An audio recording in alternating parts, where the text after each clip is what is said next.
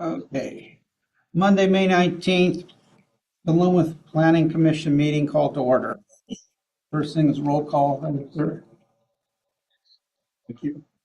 Kyle Cuff. Here. Tim Mott. Here. John Barlow. Here. Van Hunsaker. Here. All right. First of all, it's review and approve the minutes from December 16th, 2024. Even though, Kyle, even though you weren't here, you can go ahead and approve the minutes. I learned that early on as well. So, does anybody have any comments on the December 16th meeting's minutes? I have a question. What does GHG stand for? Greenhouse gases. I knew I should know what it was. Well, I'll move to approve the minutes of December 16th, 2024. Is there a second? I'll second. All in favor? Aye. Opposed? Okay, move on to the 8th.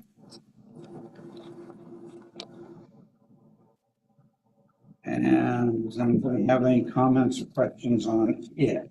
On page 2, I believe, around line 16, I think the outreach events were held in September and October 2024. Yeah, I think so too.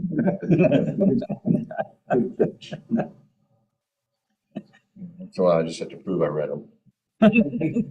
Gotta find something. Other than that, I'd move approval of the minute. Is there a second? I'll second it. All those in favor? Aye. Aye. Opposed? All right, move on to new business.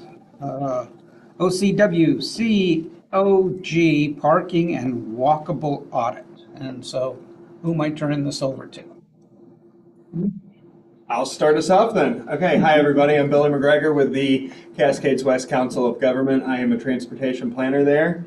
I have provided Chris with slides detailing some information for y'all regarding the required CFEC and CFA work that DLCD tasks COG with. Once we get those slides up, we'll roll through them.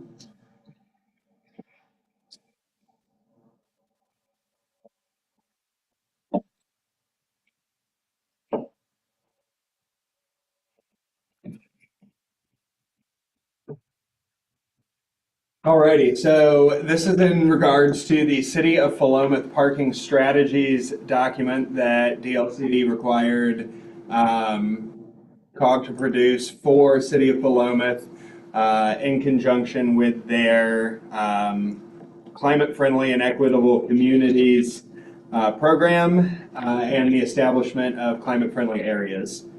Chris, if you want to proceed to the first slide. Alrighty, so the project necessity comes from that DLCD mandate.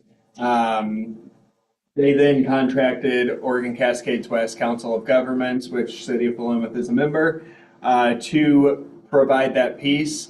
We were given a pretty shoestring budget to knock out some components of this. So what we created was you know what, we'll just keep going. One more slide, please. We created a list of proposed strategies. Nothing is actually mandated or incumbent upon the City of Philomath to accept or utilize. It's as you will. These strategies are based on staff walkthroughs of the study area here in the City of Philomath. After doing parking inventories of public parking and kind of working through DLCD's recommendations and staff's best judgment, these were the strategies listed in order of importance from 1 to 6. As you can see on screen, and I'll read them out loud in case anybody in the audience is hard of hearing or correction is blind or has seeing difficulties.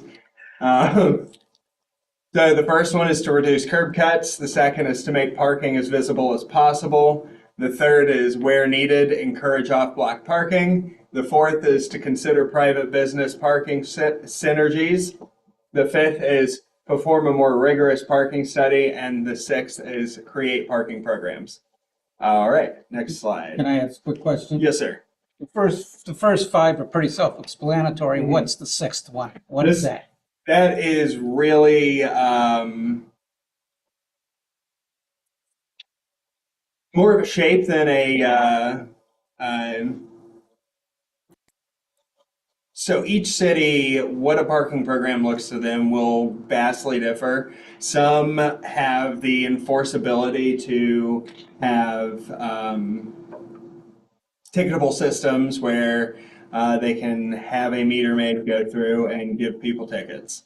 Some systems have citizenry that are very interested in public philanthropy and are willing to buy parking stickers in order to show that they live here and support it. So it's some sort of overriding control of the use of the parking.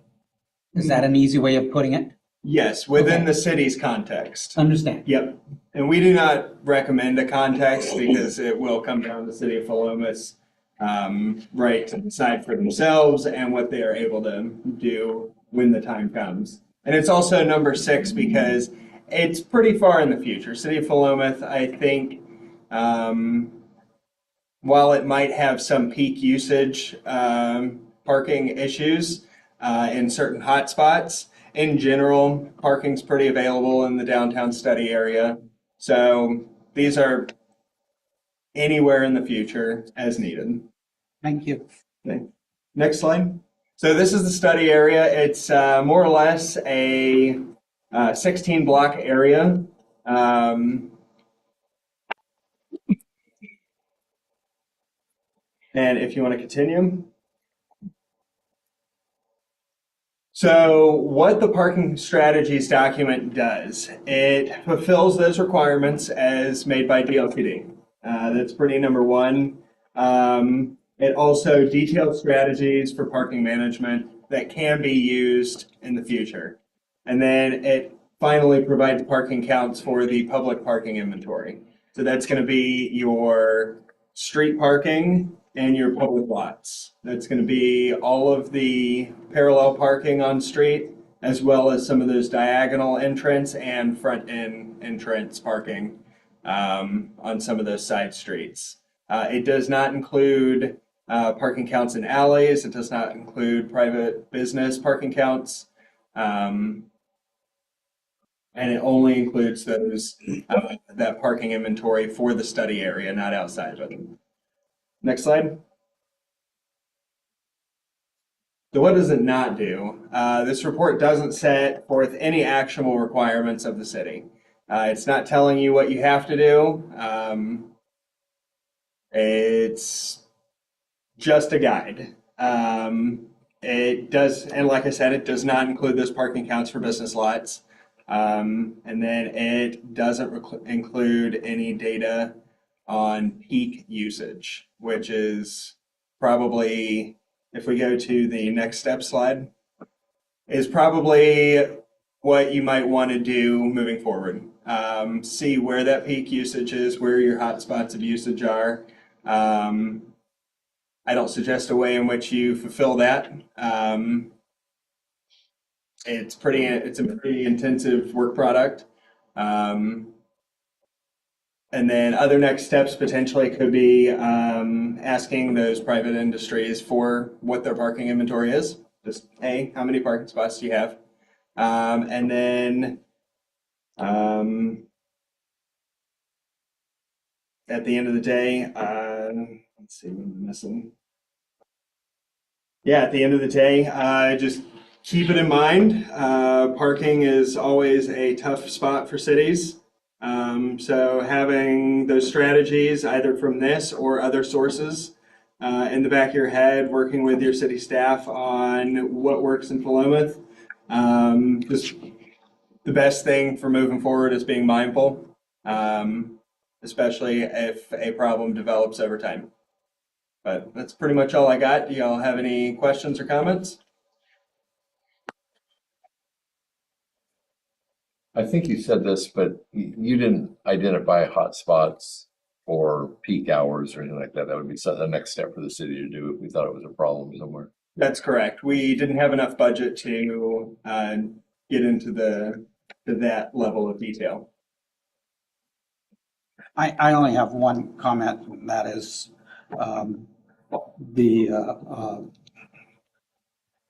you named Applegate Main Street, Philomath Boulevard in your map. Oh, It's incorrectly named. that is That's the only real comment I have.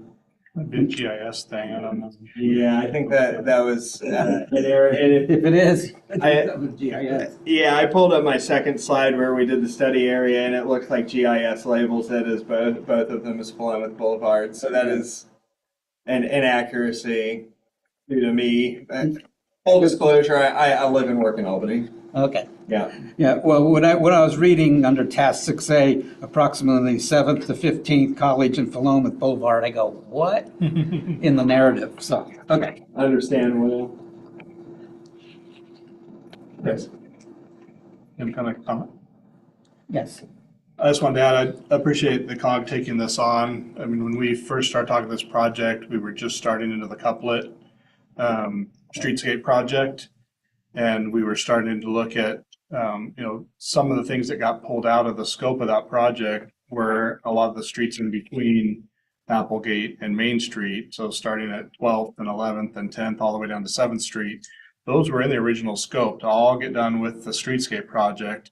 And just with budget constraints, those all have to get pulled out. So the focus just became on doing Applegate and Main Street or Philomath Boulevard, north and south.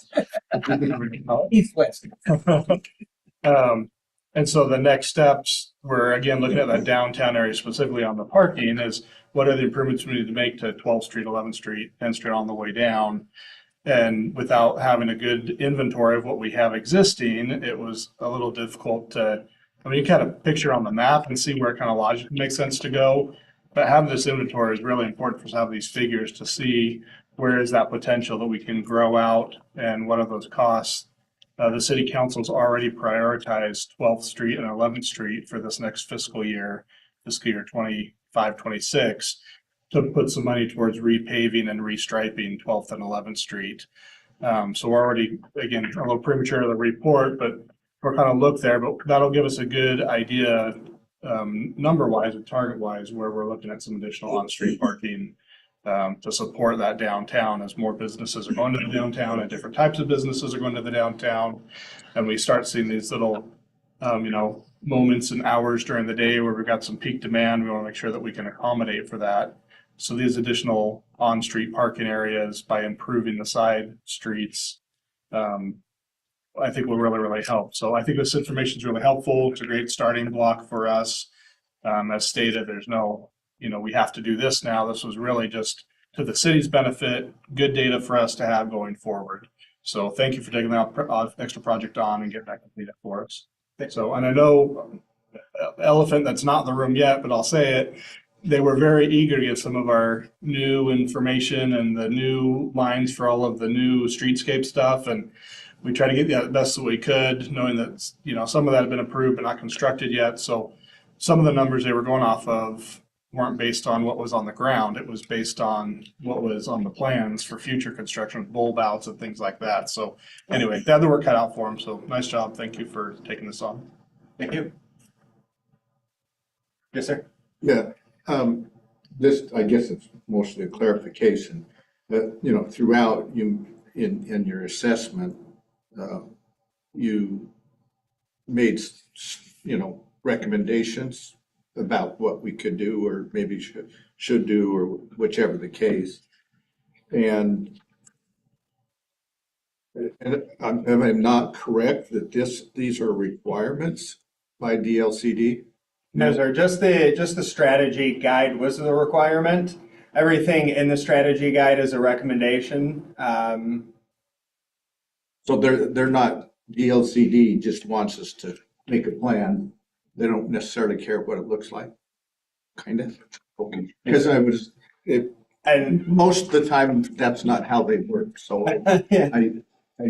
that's why I was a little confused by it, because I would expect them to say, you need to do all these things. Well, and I'll chime in a little context because Evan at DLCD follows up with emails on enforcement of some of the provisions around climate-friendly, equitable areas, where it's like you shouldn't have off-street parking, and you really need to have a pay or time-limited parking program in the city. Is the direction DLCD wants to go with climate-friendly, equitable areas, and I had to provide when I went to the public outreach sessions, it's like there's a pretty adamant, it's like we don't want any issue like changing the parking because we don't see parking as an issue in this town. And so it's like part of that feedback was what the citizens said. I mean, they supported the climate-friendly area in general, so there wasn't any pushback in public outreach. But you start saying pay parking in the entire city, there will be a mutiny. You know? it's like, and I'm like, it's like, yeah, I'm. Well, I think I understand, I just was, like I commented, that usually they don't operate that way, they tell you this is what you need to do. I'm good. Yep. Thank you. And if they did, you have some people that'll help push back. Anybody else have any other comments on this document? There is a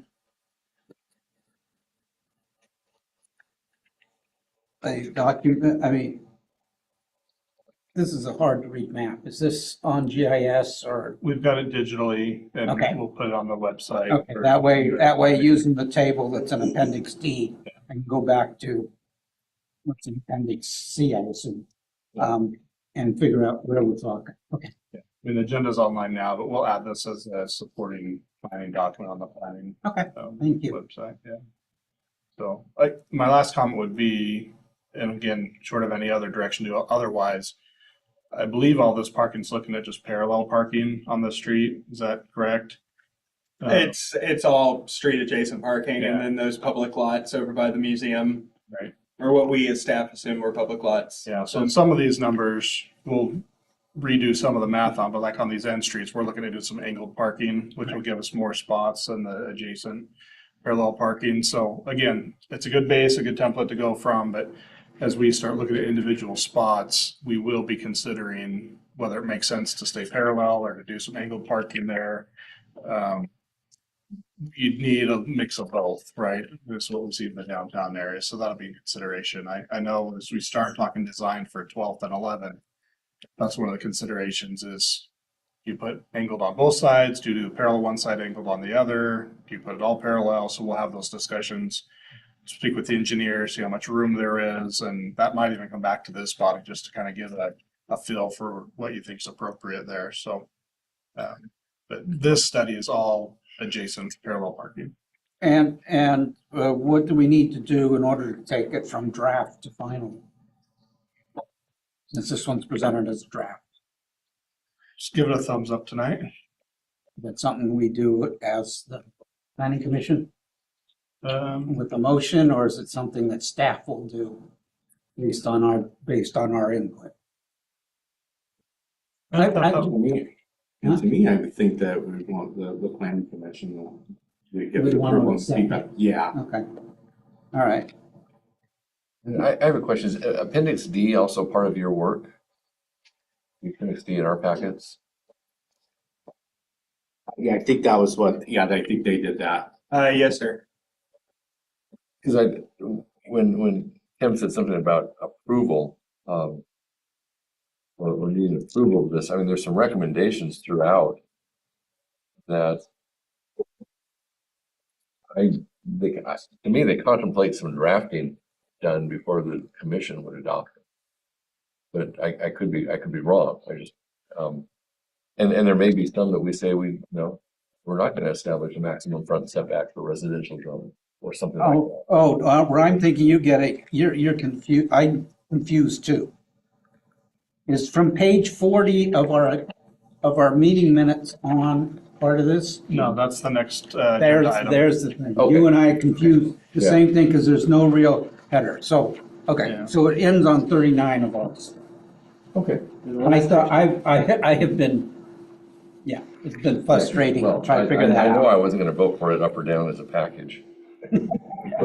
Yeah, sorry. Yeah, page 40 deals with item number 2 on the agenda tonight with the code audit. Great, thank you.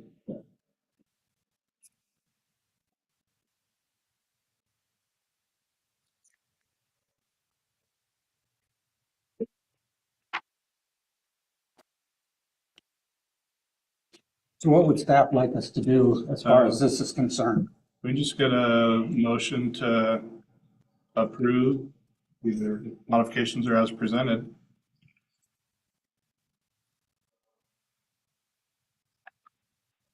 Anybody want Okay, so now so we already, I thought, established that these weren't requirements from DLCD, but it sounds like, well, there are. We're just approving the report as presented. It's Yeah. just an advisory report, so there's no action required, but we can still have on the record that you've reviewed the report and you're good with the report as submitted. Oh, okay, I'll make a motion to that effect. I'll second. All those in favor? Aye. Aye. Opposed? Okay. All right, so now we can move on to the next sort of, thank you very much. Thank you. So now we're to page 40 in the packet. In our packet.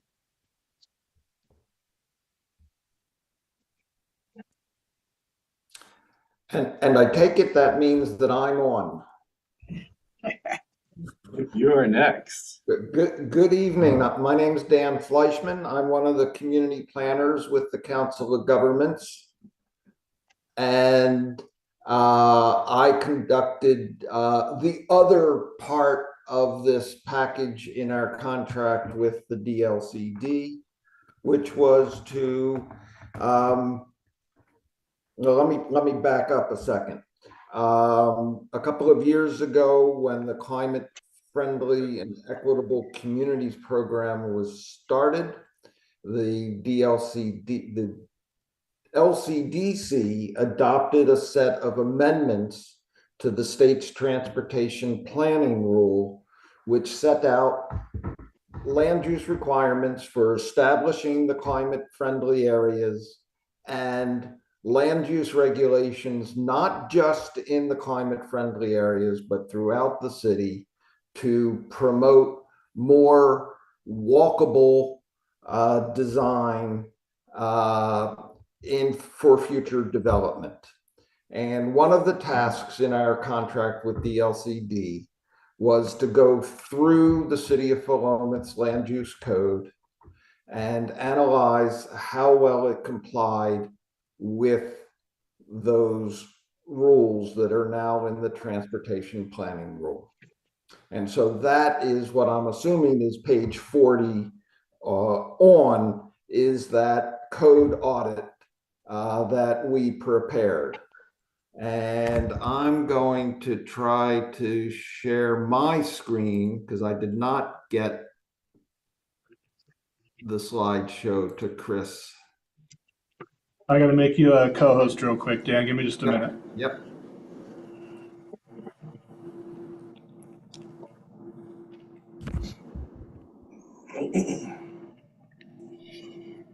Nope. City Hall has to make you one because I don't have the authority.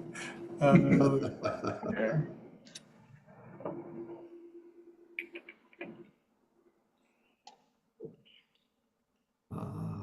It's saying sharing's not turned on. Yeah, I'm still working on it here. Okay.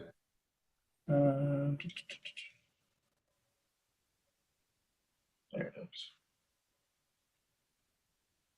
Okay, Dan, you should have permission now. Let's try. Here we go.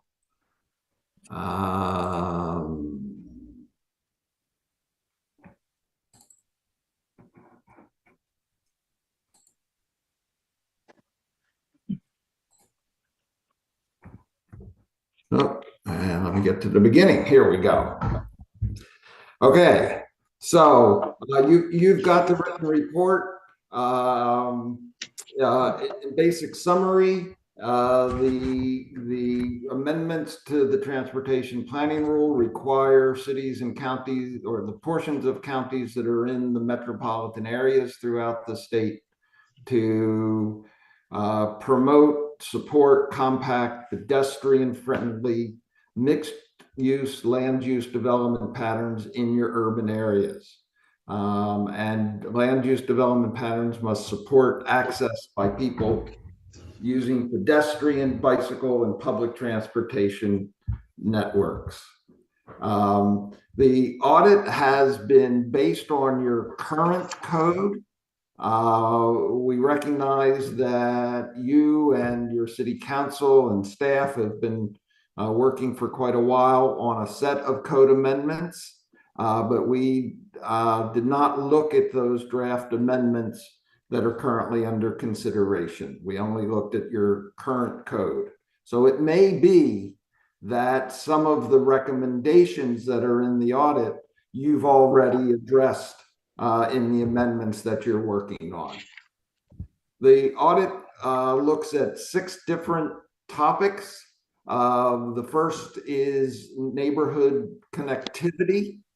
And in the full report, you've got our analysis citing various sections of Philomath's code, and where we have found that it's not in compliance with the climate-friendly rules, our recommendations, or in some cases, suggestions for what needs to be done to come into compliance. And I'm just gonna, in this report, focus on those bullet points.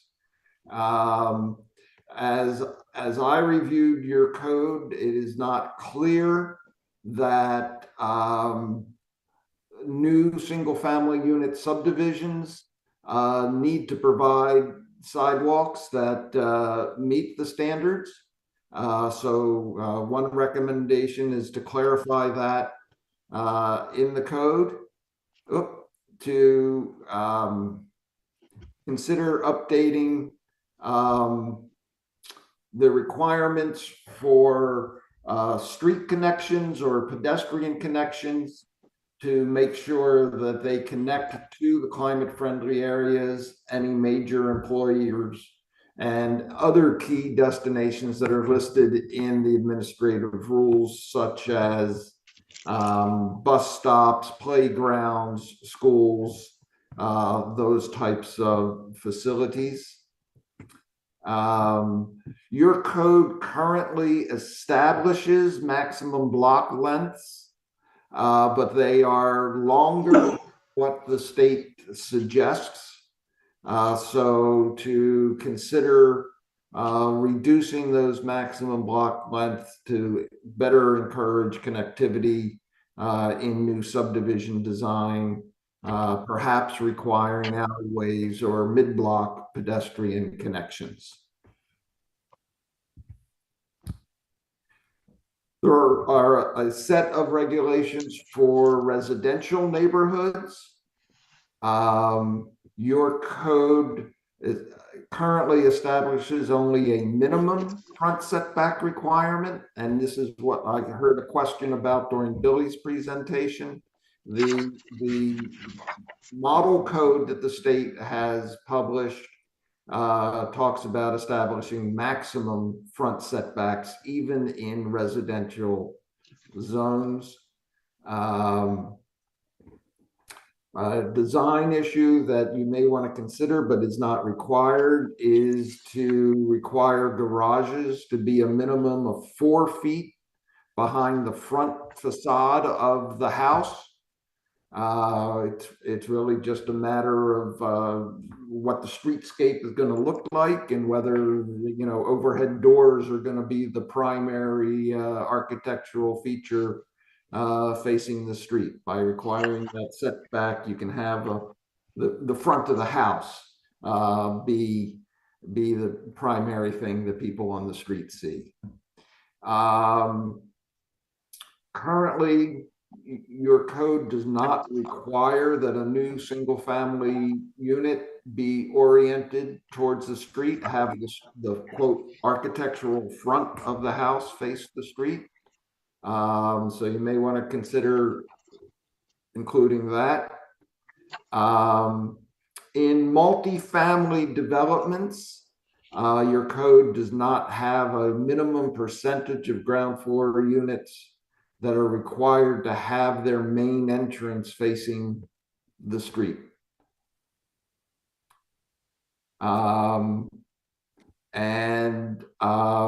Some of the standards that are in section 650330 don't apply to single dwelling unit developments. You may want to look at those and see which ones are more appropriate to apply there.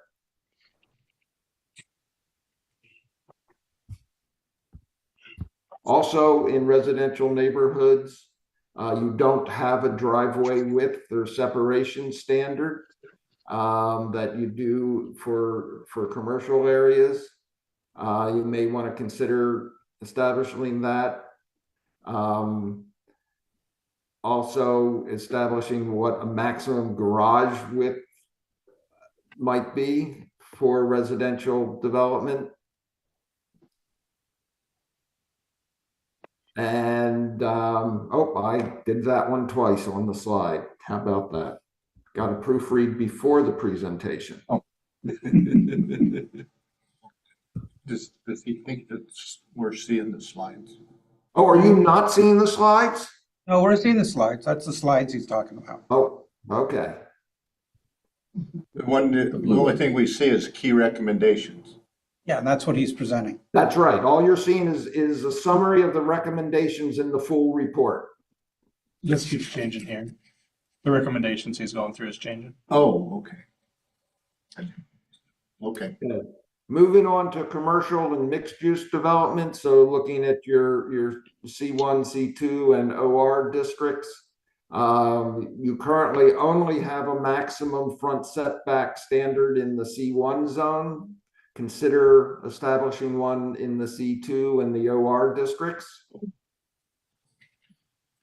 Consider limiting the percentage of the lot, the percentage of the lot's street frontage that is used for parking and circulation to no more than 50%. To add a standard requiring that the main public entrance must remain open during business hours. While it's okay to, on one hand, your standards currently require that there be an entrance, but it doesn't require that it actually be usable. And some of your design standards for parking areas in commercial developments do not apply to parking areas with less than 10 parking spaces. So the recommendation is to consider removing that exemption so that those design standards apply to all parking areas in commercial zones.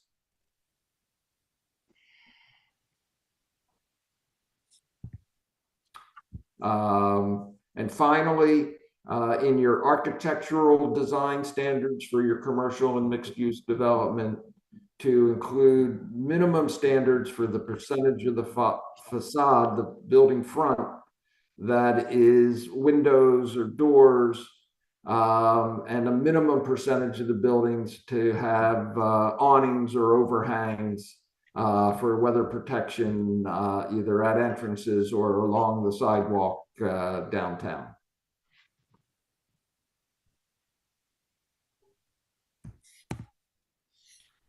The fourth topic is auto-oriented land uses. These are design standards that would apply to certain types of land uses, those with drive-throughs, drive-through service areas, or gas stations, those types of things. So one of the recommendations is to require that if a business is going to have a drive-through, that it also must provide walk-up service windows. And the model code has some standards that you can use as a model for drafting those. Consider some more detailed standards for the location and design of service areas, stacking lanes, and driveway entrances. You've got some standards, but you're not as detailed as the model code. And finally, consider prohibiting all drive-through facilities in your C1 district, which is really the core of downtown and where you would want to have the most pedestrian-oriented type of development that you can get.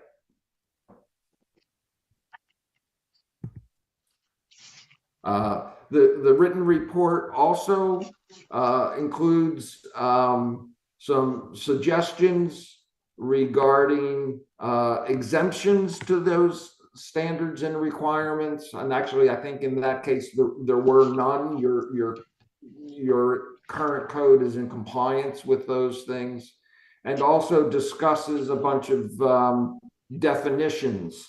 I did not include those in the slide. They just would have been too repetitive. You've got them in front of you. So with that, I'll figure out how to stop sharing here. There we go. Get my face back on the screen. And if you've got any questions, I'll do my best to answer them. Who wants to start? I'll start. Okay, Go be my guest. on the multifamily, the orientation about the front doors facing the street. Could you go over that a little bit more? I mean, if I understand what you said was has to be a certain percentage of all the apartments with their door facing the street.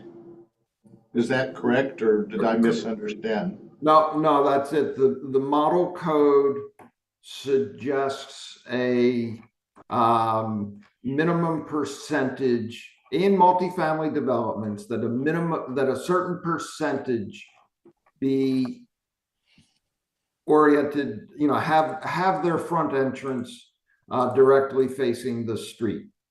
I don't remember exactly what that minimum percentage in the model code is. I'm flipping through it right now. But anyway, but yes, that's the basic premise of the rule and the model code. Okay. And then the other question I had was, in here, it talks about both in the residential and commercial zones that, as I read it, that you would only allow parking along 50% of the street. 50% of the frontage, the lot frontage, yes. Right, either side of the street, but Yes, only 50% of it. correct. And that's something they're going to require? That is part of the model code.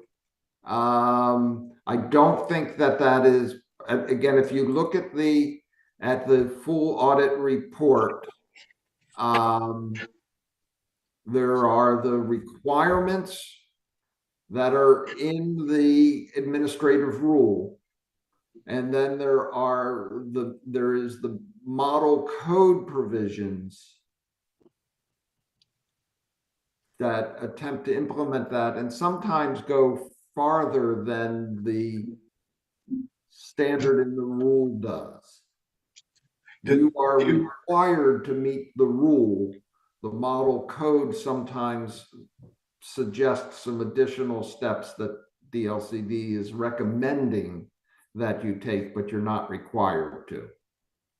Do you know if that street frontage would include the driveways, the corners that you wouldn't normally allow parking, Yes. Yes, so what they're saying is if you have a 100-foot wide lot, if you have a lot with 100 feet of street frontage, that Yeah. no more than 50 feet should be driveways and or parking. That you need to have a minimum of 50 feet of building frontage on that lot. Okay. That's all. I'm going to ask a couple of questions. I'm going to jump in. I don't know if somebody else had anything, because right now I am getting some real mixed messages. I take it that this is based on OAR 660-12-0330. Am I correct? Yes. Okay, what is that? Is that a piece of actual legislation that's been gone through the legislature and approved on, or is that an administrative document based on some legislation? It is an OAR stands for the Oregon Administrative Rules. So those are rules adopted by a state agency. In this case, the Land Development and Conservation Commission, LCDC. That is part of the state's transportation planning rule that lays out these minimum standards for climate-friendly, equitable community, climate-friendly areas that that Philomath needs to comply with. Okay, and then we talked about you have family-friendly, excuse me, climate-friendly areas, and then you also added friendly, equitable communities. Now, is that two different things? No. The So- climate-friendly areas are the areas you designate to be part of in compliance with this program. But it also applies to areas outside the climate-friendly, is what you're saying. But these administrative rules apply to any urbanized portion of your city. Not And just definition of urbanized portion. What's the definition? It does not apply to, it does not apply to your industrial areas, only residential and commercial. It would not apply if you've got a zone of like residential reserve or a larger 56 there. lot residential area for land that's been annexed into the city but isn't really ready for urbanized development, then it would not apply there. Okay, and then my next question is you have the model code. In addition to this, there is a model code that has been published. I guess it's actually a guidebook that's dated January of 2025. Is that correct? Correct. Okay, and then in this document that's been reproduced for us, the concepts in bold are from DLCD's Climate Friendly and Equitable Communities Walkable Design Standards Guidebook. And these are suggested best practices, or are these like I would take the Oregon Structural Code, which is based on the IBC, being a literal code that I have to follow 100%? Or is this entire document suggestions, or is this entire document a mix of both suggestions and requirements? Because I'm getting very confused by some of the statements where you've used the term suggestion and you've used some other terms. And so it's very confusing to me what this document is and what we're supposed to do with it. Right. So the model code that was published by DLCD is their guide to cities and counties for how you can comply with the administrative rules. There are portions of the model code that are not, that are not explicitly required by the OAR. Okay, so what we really need to do as an organization here is to go back to, and as we move forward in our looking at our current planning codes and updating it, is to go back to the OER document itself. Yes. OAR, excuse me. Right. That is the binding document on the city of Philomath for our residential and commercial areas. Is that a correct statement?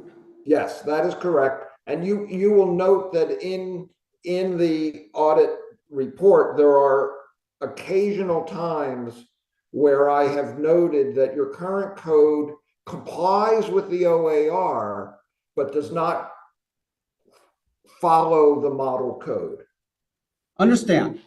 And so therefore, I would say you're not under any obligation to make a change, but you may want to consider doing so. Make a change based on the model code. Right. You're not under any obligation in those cases to make a change because the model code says here's what we think is best. Because, one example I believe is your maximum block length requirement today. I believe complies with the OAR, but is wider than the model code suggests. Okay. John, you were bringing up something. I'm happy to jump into it when you were talking about setback. Yeah, go ahead. Okay. The 15-foot setback in a residential, in an R1 that I read in this, is that part of the OAR or is that part of the model code? Because I find that a very interesting number. The requirement that there is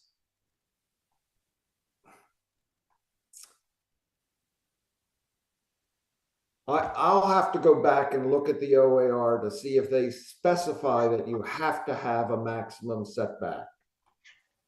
And what that setback might be limited to. And they are not going to, the OAR does not set out what the number for your maximum setback should be. Only that you need a maximum setback. And they may not even do that. That's what I've got to go check. Okay, that's yeah, I mean, it's telling me. I've been in the design, build, construction, management, program management business for, this year makes 50 years. And this thing is so confusing to me, but by what I'm understanding is literally I got to go back to the OAR and I've got to read it.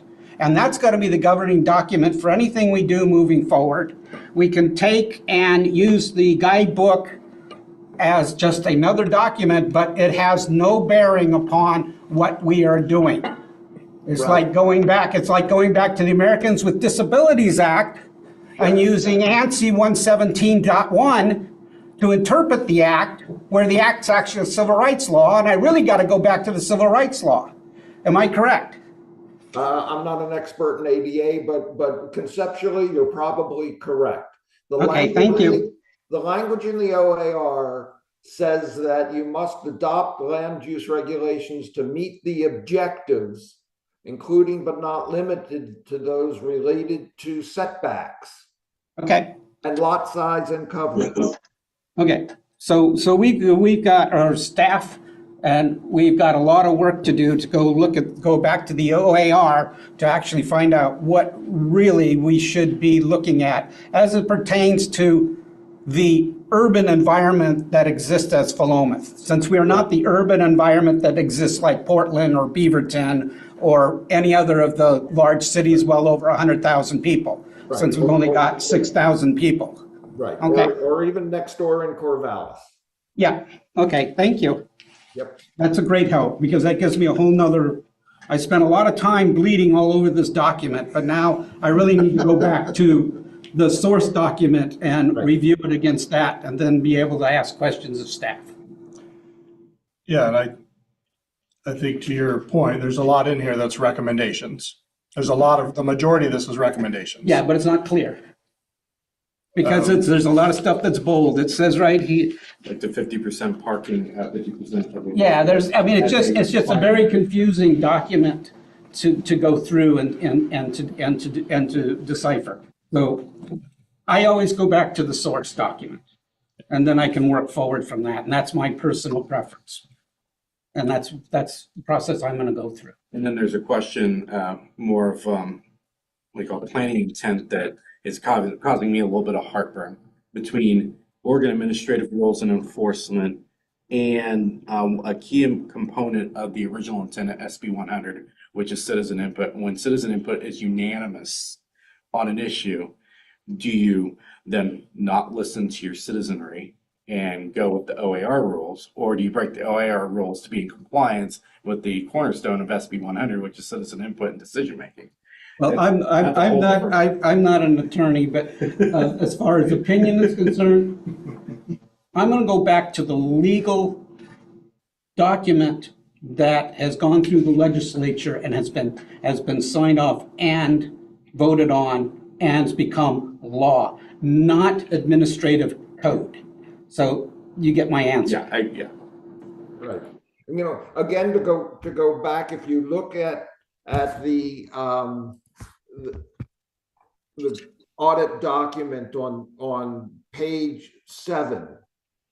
Page 7 of your document, okay? Page 7 of my you're right. I don't know what page number of your packet it might be, but probably around 47 if page 1 was 40. Actually 46. Yeah, you're one off, it's 46. Okay. That's around. And at the bottom of the page is where the setback issue is addressed. And if you look at the assessment I must not have it right page.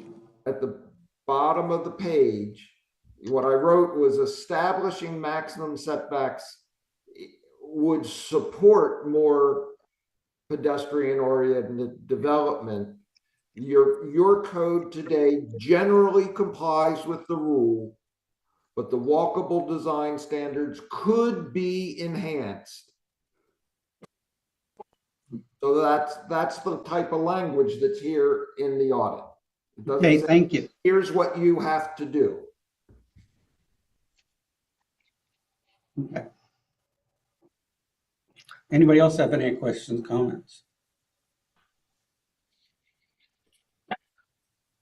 Commissioner Cup's been quiet over there, just stewing over it. Yeah, I'm kind of thinking. So no questions or comments. All right, what are we supposed to do with this document?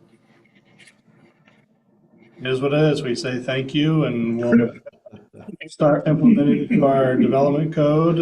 As you know, as Dan had mentioned, some of this we've already talked about. Hopefully, as he was talking through those, you know, removing the drive-throughs in your C1, that's already honored. Yes, we've already done that. Some of this we've talked about, others we've talked at it, but we haven't gotten the most recent version of how we're going to address it. So we hang on to this. When we get to a spot where the commercial residential development's coming out, then we double check on this and we make sure we're compliant. And so staff will do the heavy lifting on the compliance component of it, and we'll show that when we're looking at those sections where we've made changes, where we've made adjustments to make sure we're in compliant. We're encouraging the pedestrian scale development where it's appropriate, and we're, you know, frankly, doing the minimum required by law to meet the law, but where we feel like, not for Philomath, we'll do the minimum that's required in some areas.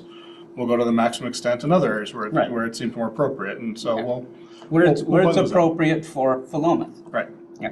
I mean, I think about apartments exiting down to the highway.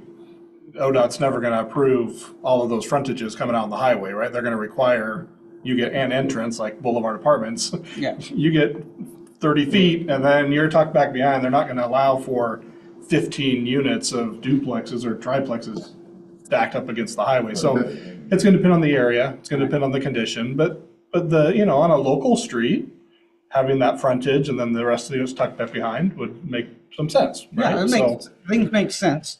And as guidelines and as must-have are two different things. And we got to make sure that our code encourages doing things like that, but doesn't make it a must-have when the particular application, whether it's be physical, dealing with the highway or whatever's collector streets, or whether it's dealing with making a particular project financially viable in the city, since our number one challenge I keep hearing in the 2.5 going on 3 years here is we need housing. And when we get that we write a code that says 50% of the doors must be on a secondary or collector road, i.e. not a highway, and that becomes financially impossible for a developer to do that, then I think we're chewing our nose off. But do we encourage that? Absolutely.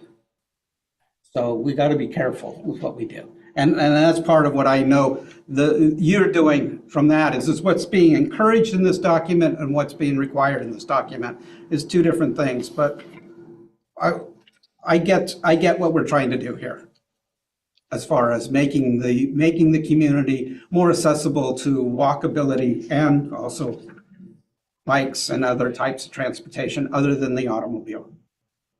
Actually, I do have a question, if I can. That's okay. Do we or the state have any data related to how these sorts of recommendations and requirements impact things like development and growth? That'd be a question to them, probably, or one of you. I have an opinion, but I'll let Dan answer. It's a loaded question, but it's a great one. I don't know whether there's hard data available. I do know that I guess the right word would be advisory committee that spent quite a bit of time helping the DLCD develop the model code, did include a number of representatives from the development community. And I would think that if there were things that were going to make outrageously expensive design changes, they would have put a stop to it.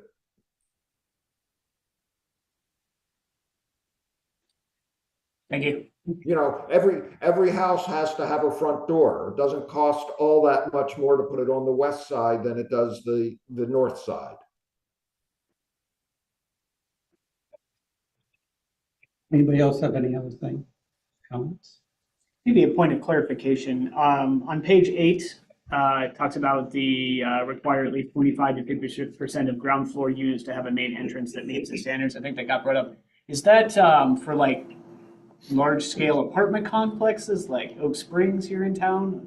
Where I don't think any of the front doors like face a courtyard or anything. Or is that more for like duplexes? No, that would be for not for duplexes.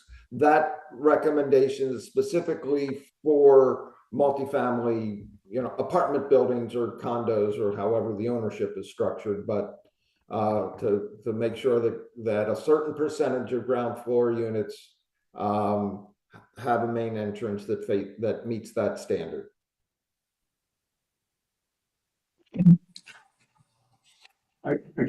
Just a comment.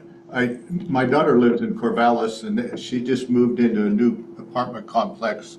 I think it has 180 apartments, and there is not one of those that have their front door. Not to say that the rules will change, but they don't have one that the front door comes out on the sidewalk. I don't think very many do, but.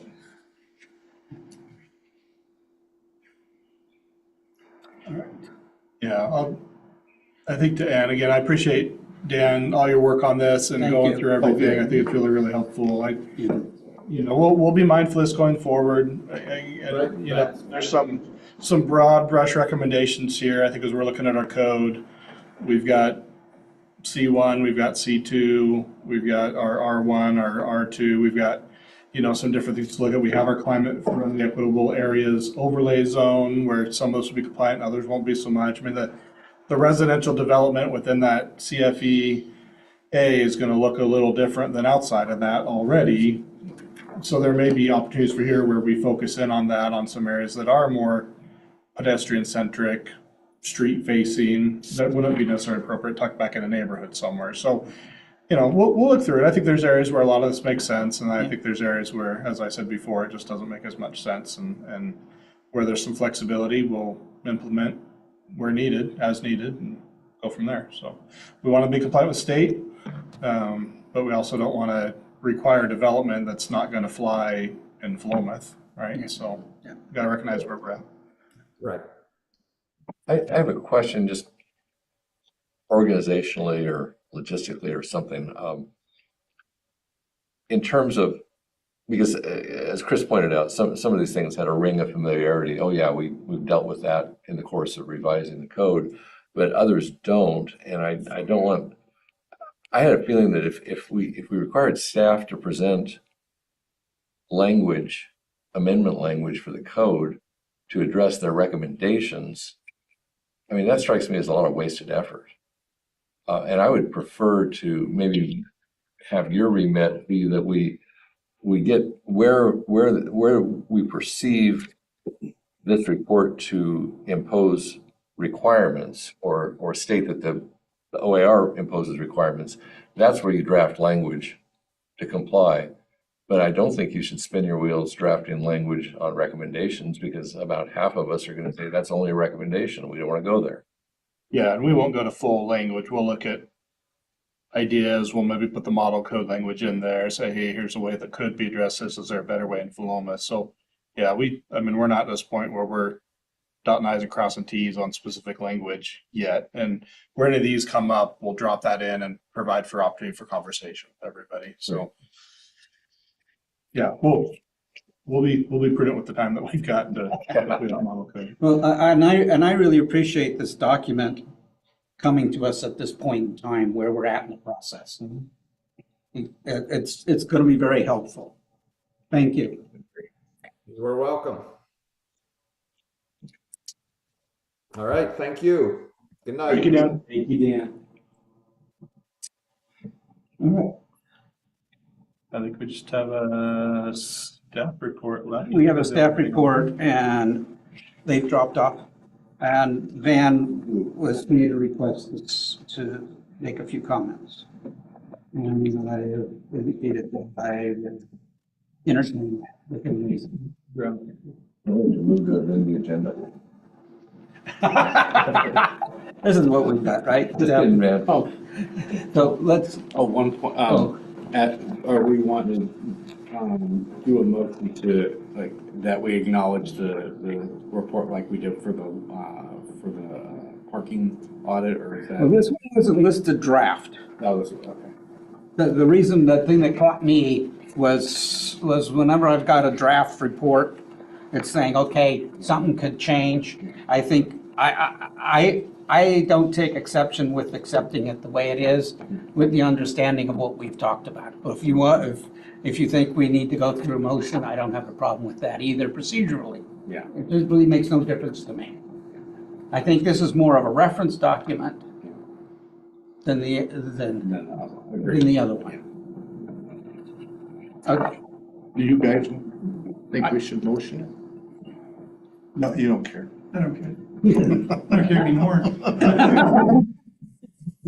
Yeah. Okay, now I gotta figure out where I'm at. The minutes will reflect it. Okay, let's do the staff update, and then we will.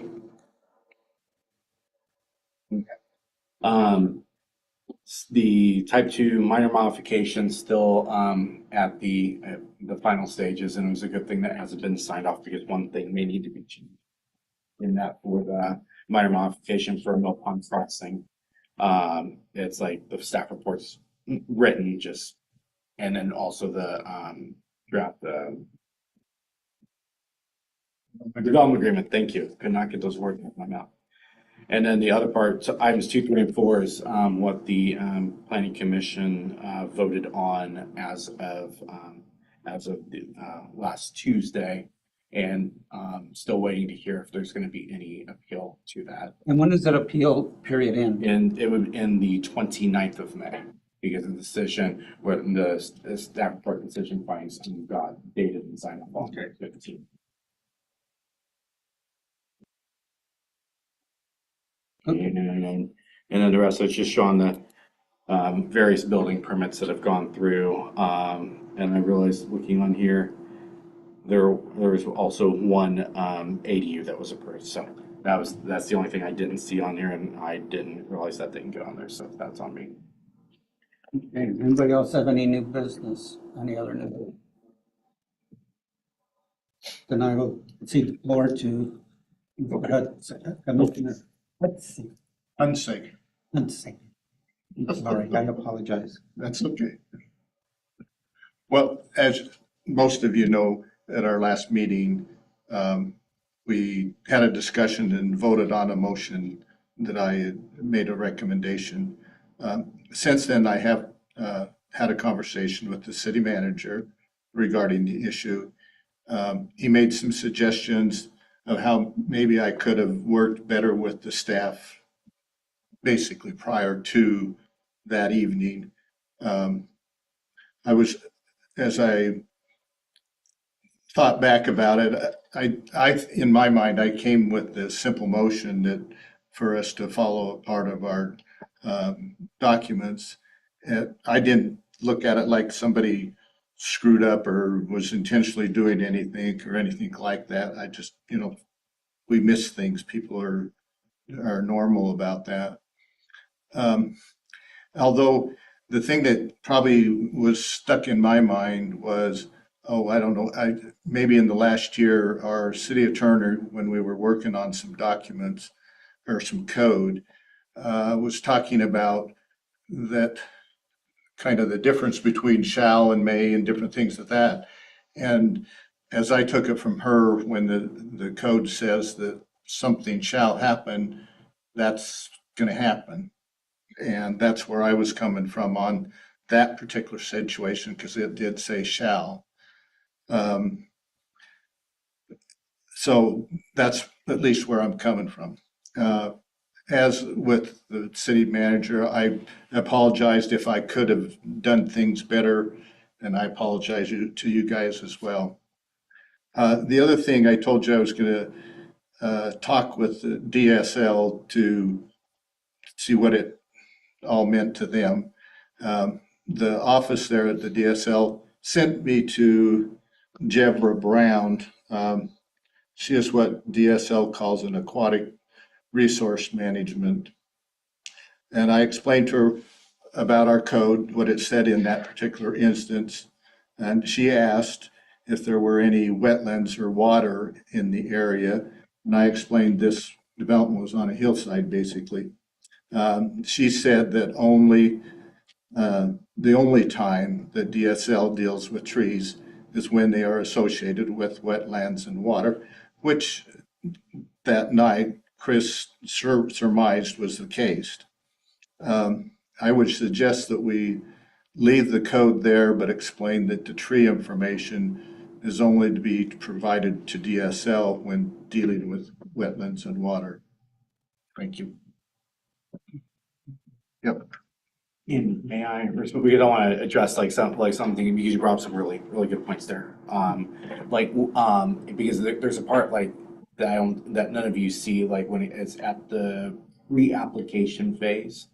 It's like when we're getting the site, we have the applicants identify, when it comes to a subdivision, but annexation even more so. I'll start with subdivision, I'll work back to new annexations. In subdivision, we have them identify if there's any streams going through wetlands. So there's a site condition survey that needs to be done.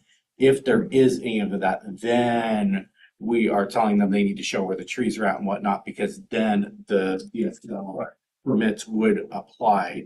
And that trigger would come in where I wouldn't be able to issue at the building permit phase. So assuming subdivision is approved and we get to building permit, that I can't even sign off on the planning and zoning for a building permit unless I see an approved DSL lands permit for sensitive lands when there's wetlands involved, or there is identified riparian habitat that's in the existing conditions.